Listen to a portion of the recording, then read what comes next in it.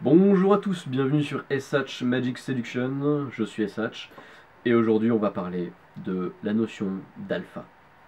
Qu'est-ce qu'un homme alpha? En l'occurrence, pourquoi je pense qu'aujourd'hui la notion d'alpha est une notion surutilisée et surtout très mal utilisée. La notion de alpha et de bêta. Concrètement, je vais commencer par faire un petit résumé de ce qui est dit dans la communauté.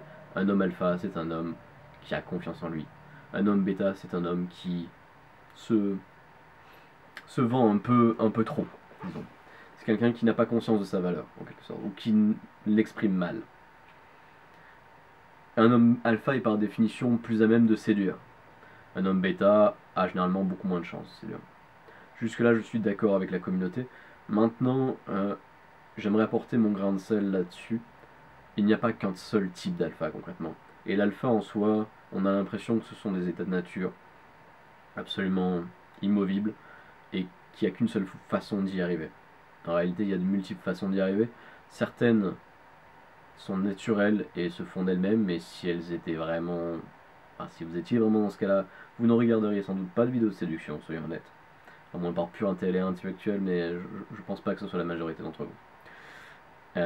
Et ce n'était pas mon cas d'ailleurs, bien avant que je devienne un minimum efficace dans ce que je faisais dans mon game. Euh, un alpha, c'est avant tout effectivement quelqu'un qui a confiance en lui, mais surtout qui est solide sur ses pieds. Ce que je veux dire, c'est que ça doit être un roc, une forme de force que rien ne peut affecter. C'est vraiment ça qui est important dans la notion d'alpha. C'est une force autour de laquelle les gens vont graviter. Les hommes comme les femmes, encore en l'occurrence. Les femmes d'autant plus, puisqu'elles seront d'autant plus sensibles à ce genre de choses, mais un alpha doit être capable d'également mobiliser les hommes autour de lui. Est-ce que ça doit dire pour autant que c'est forcément un leader? Non. Parce qu'un alpha peut être un leader, et c'est un type d'alpha, quelqu'un qui est capable de mobiliser vraiment, d'avoir une force, un charisme, une envie de donner envie, la possibilité de mobiliser des forces autour de lui. Vraiment, le leader par excellence, celui qui sait diriger, qui peut diriger, qui va diriger, qui dirige chaque aspect de son quotidien.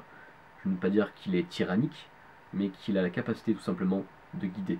C'est un guide, le leader, avant tout. Ah, il pleut, voilà, dommage. Pas des games aujourd'hui. Euh, le leader est donc un type d'alpha, mais ce n'est pas le seul. Le sportif, l'athlète de haut niveau est un alpha. Parce qu'il n'a rien à foutre, mais vraiment rien à foutre, de ce que peut penser l'autre. Et il est solide dans son corps, donc solide généralement dans son esprit. Il a confiance en ses capacités, il a la capacité de se focaliser sur quelque chose et de mettre toute son énergie et de créer vraiment un moment.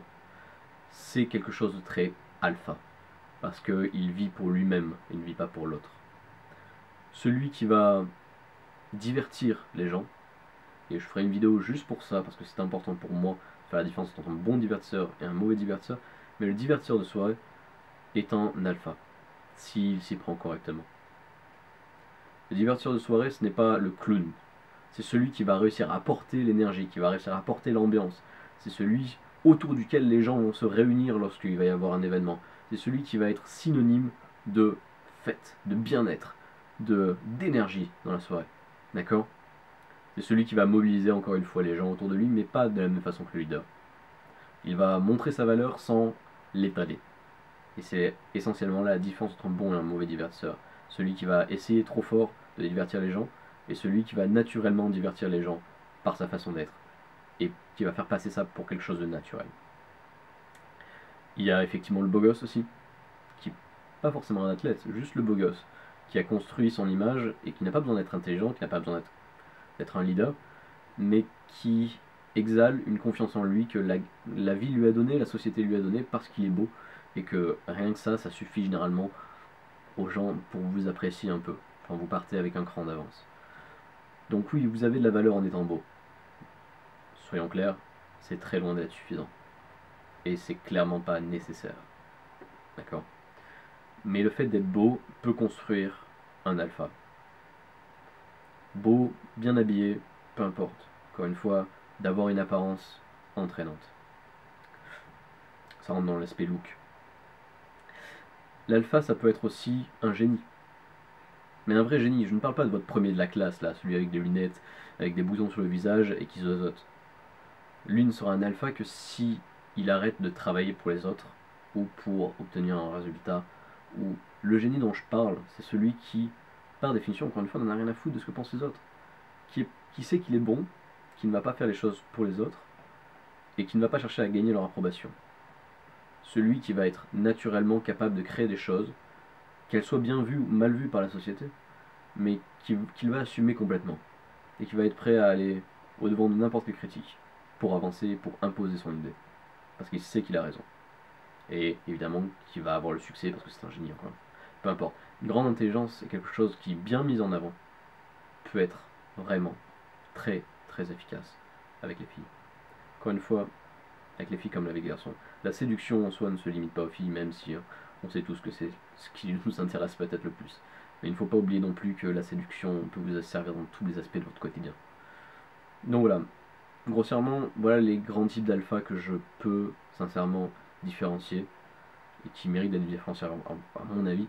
Ce n'est qu'un avis, mais la notion importante que j'aimerais mettre dans cette vidéo, c'est vraiment qu'il n'y a pas qu'un seul type d'alpha et que chacun d'entre vous, par développement total de sa passion, par développement d'un intérêt de sa vie, de sa confiance en soi et de sa capacité à vivre sa vie pour soi et non pas pour les autres, ce qui est moins facile que la phrase pourrait laisser penser. Être capable de prendre conscience et pleinement conscience que la vie qu'on a nous appartient et que personne d'autre n'est capable d'y toucher, de nous affecter, c'est quelque chose qui n'est vraiment pas évident. Mais encore une fois, c'est important d'aller vers ça. Et lorsque vous aurez réussi à toucher du doigt ce que j'essaie de vous dire là, vous serez alpha. Parce que n'importe qui a la capacité de l'être. Et n'importe qui peut tirer bénéfice du fait d'être alpha. Si vous ne l'êtes pas et que vous le devenez, vous aurez gagné quelque chose dans votre vie, sincèrement. Avec les filles comme avec le reste. Ce sera tout pour cette fois-ci. N'hésitez pas à mettre des commentaires si vous avez des remarques à faire sur mes vidéos. Si vous voulez des vidéos en particulier, n'hésitez pas encore une fois à me le demander. Je lirai au maximum ce que je peux lire. N'hésitez pas à liker. Je vous souhaite une bonne journée et surtout un bon game.